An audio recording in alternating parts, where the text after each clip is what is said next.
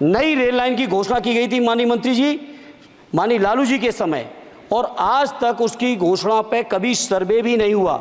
आप ये समझो अब कि घोषणा होती थी, कुछ नहीं होता था।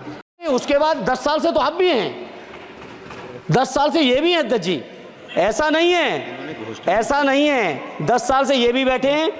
घोषणा उन्होंने की तो पूरा करना इनकी भी जिम्मेदारी है कि अध्यक्ष जी विभाग नहीं बदल गया है, भारत सरकार की जिम्मेदारी है। अरे 10 साल का हिसाब दे दो, अरे 10 साल का हिसाब दे दो। चलिए धर्मेंद्र, अरे मेरे पास समय कम है, उसका दुरुपयोग ना करो। धन्यवाद अध्यक्ष जी। हालांकि हमारी पार्टी का समय नहीं था, बावजूद इसके आपने समय दिया रेल बजट पे बोलने के लिए, उसके लिए मैं आपका बहुत हृदय से धन्यवाद।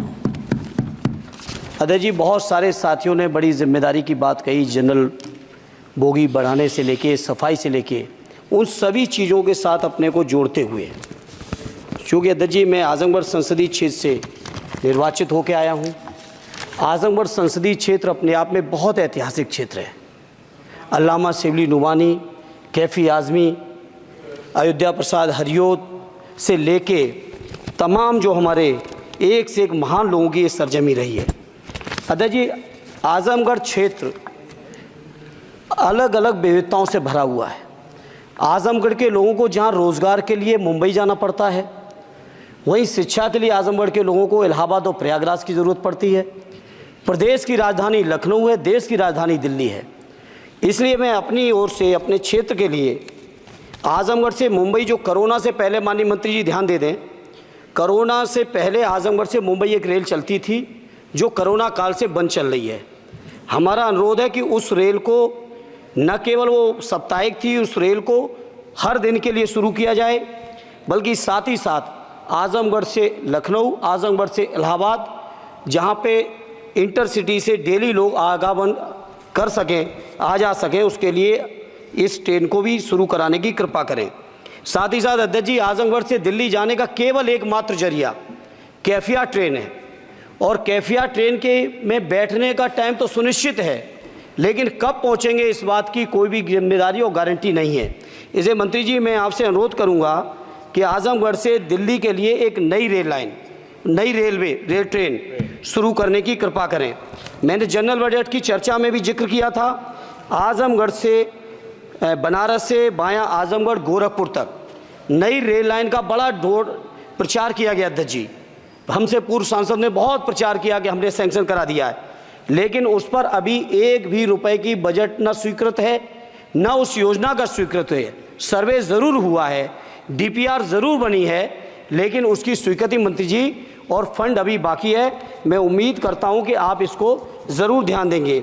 साथ ही साथ अध्यक्ष जी, आजमगढ़ में जहानागंज से सठियाओं के बीच रेलवे ओवरब्रिज न होने की वजह से घंटों जाम लगता है।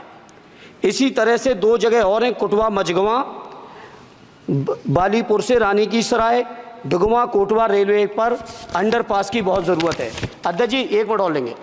मैं बड़ा सौभाग्यशाली हूँ अध्यक्ष जी कि उत्तर प्रदेश की 3 विभिन्न लोकसभाओं का मैंने प्रतिनिधित्व करने का मुझे मौका मिला, और वो तीनों ही क्षेत्र सदैव नेताजी की कर्मभूमि रहे, स्वर्गीय शरद यादव जी की कर्मभूमि रहे, माननीय अखिलेश यादव जी की कर्मभूमि रहे।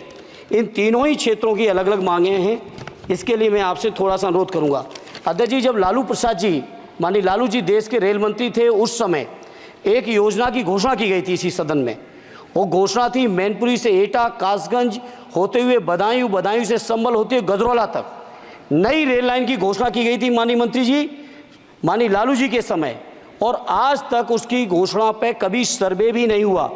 इसलिए मेरा अनुरोध है, वो पुरानी योजना है। धर्मेंद्र जी, आप ये समझो अब कि घोषणा होती थी, कुछ नहीं होता था। नहीं, उसके बाद 10 साल से तो आप भी हैं, 10 साल से ये भी हैं अध्यक्ष जी, ऐसा नहीं है 10 साल से ये भी बैठे हैं। चूंकि हमारी पार्टी के पास समय कम है, इसलिए हम उसको ज़्यादा लंबा नहीं कहेंगे। दूसरा, मैनपुरी से घोषणा नहीं की थी, घोषणा उन्होंने की तो थी। पूरा करना इनकी भी जिम्मेदारी है कि अध्यक्ष जी विभाग नहीं बदल गया है, भारत सरकार की जिम्मेदारी है। आज जो ये मंत्री जी घोषणा करेंगे, अगले मंत्री की जिम्मेदारी बनेगी, अगले मंत्री की जिम्मेदारी बनेगी।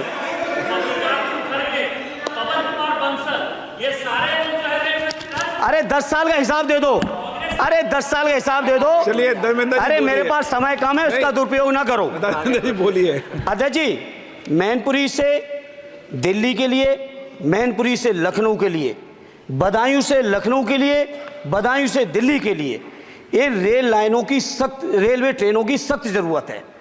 माननीय मंत्री जी, 5वें नंबर की आपकी इकोनॉमी आ गई। आपके पूर्व जो हमारे सदस्य हैं निशिकांत जी, आपके हिसाब से तो सब कुछ बदल गया रेल में। अरे कुछ तो दे दो कि केवल उधर के लिए सब कुछ है। बिल्कुल सही। केवल सब कुछ उधर के लिए है तो सबका साथ सबका विकास का नारा बंद करो।